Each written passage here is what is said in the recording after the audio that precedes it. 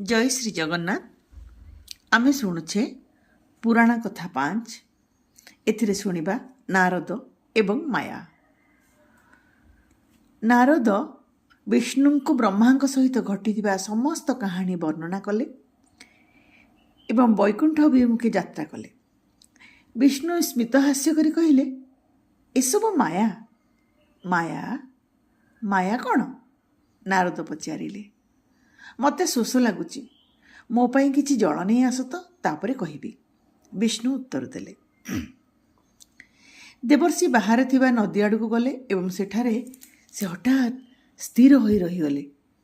से नदी कूल जड़े असामान्य रूपसी को देखि ता उपर आखि फेरई पारले नहीं।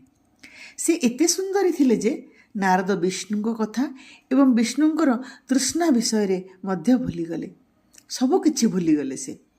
से सेई क्षण तांको विवाह कले एवं नदी कूल गोटे घर तैयारी कले। घर तैयारी करी वर्ष वर्ष धरी तांको सहित रहिले। या भितर देवर्षि जणे हेले पिता, जेजेबापा मध्य होई गले। तांको परिवार बढ़िवा सहित सेमानक प्रति तांकर स्नेह मध्य बढ़िबारे लागिला। कारण एई परिवारटी ही एबे तांको पई थिला सारा ब्रह्मांड।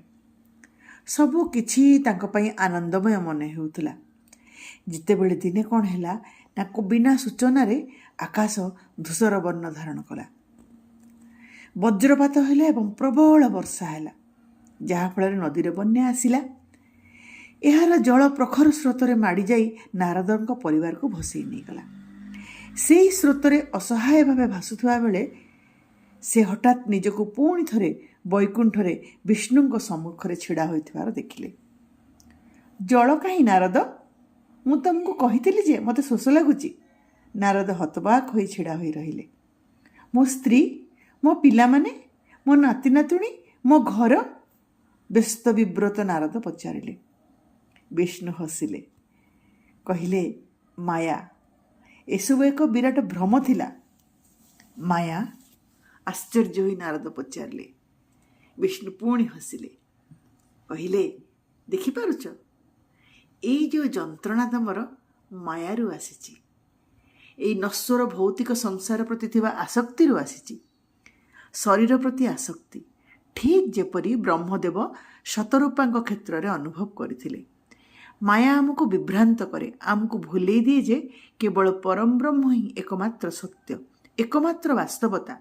बाकी सबु किछि हाथरू खसी जाउथुआ बाली सदृश। जेतेबेले जणे माया त्याग करिवो सेतेबेले ही से मोक्ष पाइब।